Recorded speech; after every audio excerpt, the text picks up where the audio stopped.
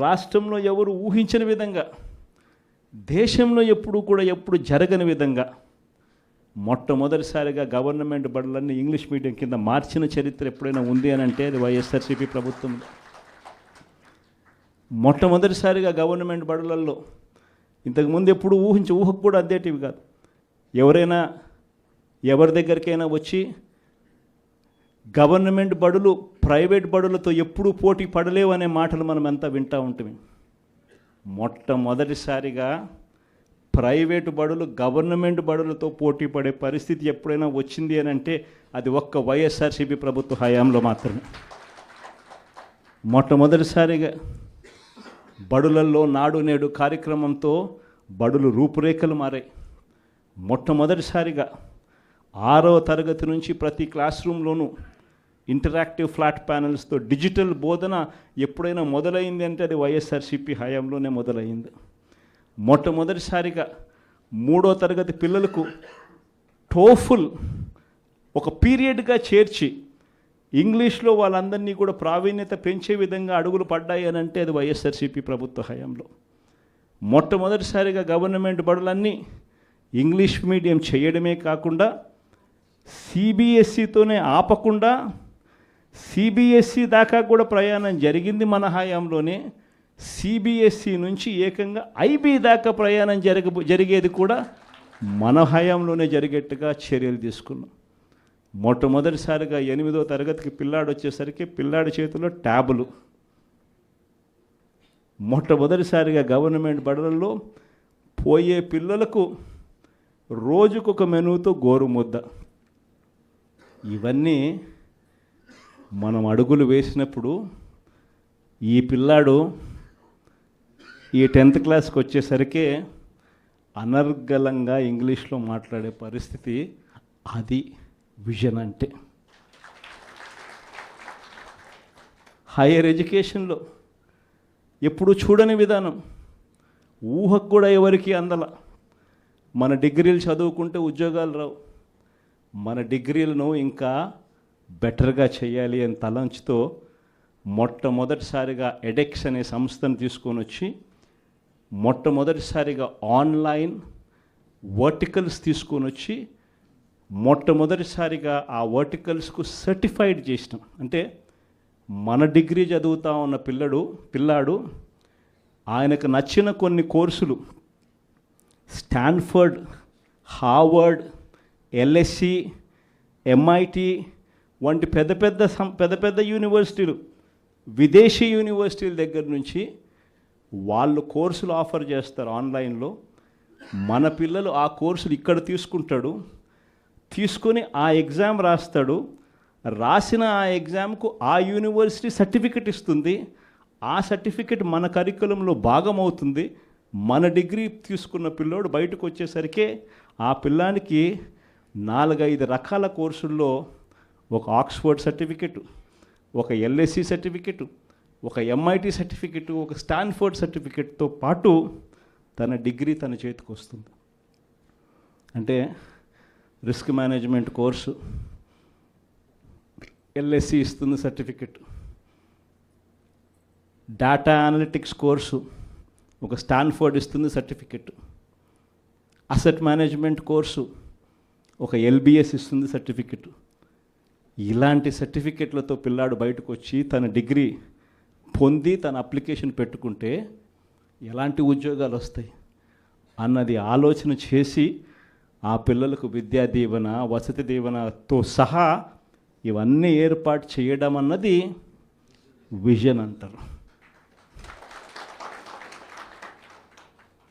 వైద్యం కోసం ఏ పేదవాడు అప్పుల పాలయ్యే పరిస్థితి రాకూడదని,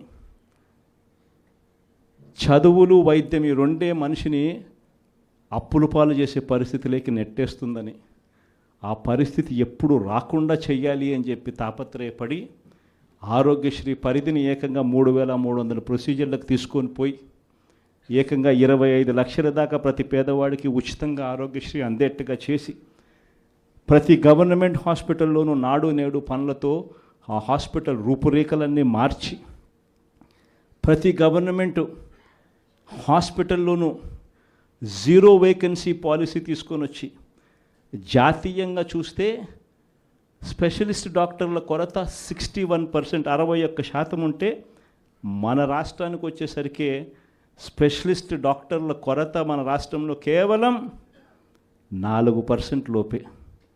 0 వేకెన్సీ పాలసీ తీసుకొని వచ్చి ప్రతి హాస్పిటల్లోనూ డాక్టర్లు ఉండేట్టుగా చేసి, ప్రతి హాస్పిటల్లోనూ WHO GMP ప్రమాణాలు కలిగిన మందులు మాత్రమే అవైలబుల్గా ఉండేట్టుగా చేసి, గ్రామ స్థాయిలోకి విలేజ్ క్లినిక్లు తీసుకొని పోయి, గ్రామ స్థాయిలోనే ఫ్యామిలీ డాక్టర్లను తీసుకొని వచ్చి, గ్రామ స్థాయిలోనే ప్రతి 6 నెలలకు ఒకసారి ఆరోగ్య సురక్ష కార్యక్రమం చేసి, ప్రివెంటివ్ కేర్ అంటే క్యూరేటివ్ కేర్ అంటే క్యూరేటివ్ కేర్ అంటే రోగం వచ్చిన తర్వాత వైద్యం.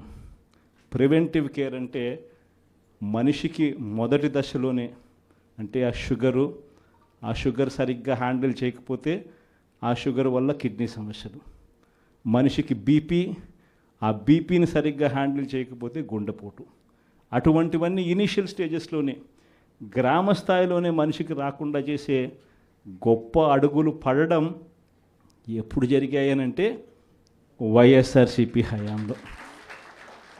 ఇది విజన్. రైతుకి ఇబ్బంది రాకుండా, రైతుని చెయ్యి పట్టుకొని నడిపించే పరిస్థితి ఉండాలని ఒక అగ్రికల్చరల్ గ్రాడ్యుయేట్ను ఆర్బీకే కేంద్రంగా అక్కడే కూర్చోబెట్టడం విజన్. ప్రతి ఎకరాను ఈ క్రాప్ చేయడం విజన్. ప్రతి ఎకరా ఈ క్రాప్ చేయడమే కాకుండా ప్రతి ఎకరాకు రైతుకు తోడుగా ఉంటూ ఆ రైతు ఇన్సూరెన్స్ చేసుకోకపోయినా ఆటోమేటిక్గా రైతుకు విపత్తు వచ్చినప్పుడు ఇన్సూరెన్స్ అనేది ఆటోమేటిక్గా రైతుకు వచ్చేట్టుగా ఉచిత పంటల బీమా తీసుకొని రావడం ఒక విజన్. రైతులకు దళారీ వ్యవస్థ లేకుండా ఆర్బీకే కేంద్రాల దగ్గరనే కొనుగోలు చేసేట్టుగా చేసి రైతుకు పూర్తి గిట్టుబాటు ధర ఇచ్చేట్టుగా చేయడం అన్నది విజన్. ఈ రకంగా మార్పులు జరిగింది వ్యవసాయ రంగంలో ఎప్పుడు అనంటే అది కూడా వైఎస్ఆర్సీపీ హయాంలోనే. విజన్ అంటే ఇంకోటి తెలుసా, ఇంకొక విజన్ గురించి కూడా చెప్పాలి. మన ప్రభుత్వం రాకమునుపు ఎవరైనా కూడా అనుకున్నారా ₹1 ప్రభుత్వం వస్తే ఆ రూపాయి నేరుగా ప్రజల దగ్గరికి వెళ్ళే పరిస్థితి ఎప్పుడైనా ఉంటుందని చెప్పి ఎవరైనా అనుకున్నారా? అలాంటి విజన్ తీసుకొచ్చింది మనం. గ్రామ స్వరాజ్యానికి అర్థం చెబుతూ ప్రతి గ్రామంలోనూ ఓ సచివాలయ వ్యవస్థ, 540 రకాల సేవలు ప్రతి గ్రామంలోనూ అందుబాటులోకి తీసుకొని రావడం, ప్రతి 60-70 ఇళ్ళకు ఒక వాలంటీర్ వ్యవస్థ, ప్రతి పథకము కూడా కులం చూడకుండా, మతం చూడకుండా, రాజకీయాలు చూడకుండా, లంచాలు లేకుండా ప్రతి ఇంటికి చేర్చగలిగిన పరిస్థితి ఎప్పుడైనా వచ్చింది అని అంటే అది ఒక్క వైఎస్ఆర్సీపీ హయాంలో.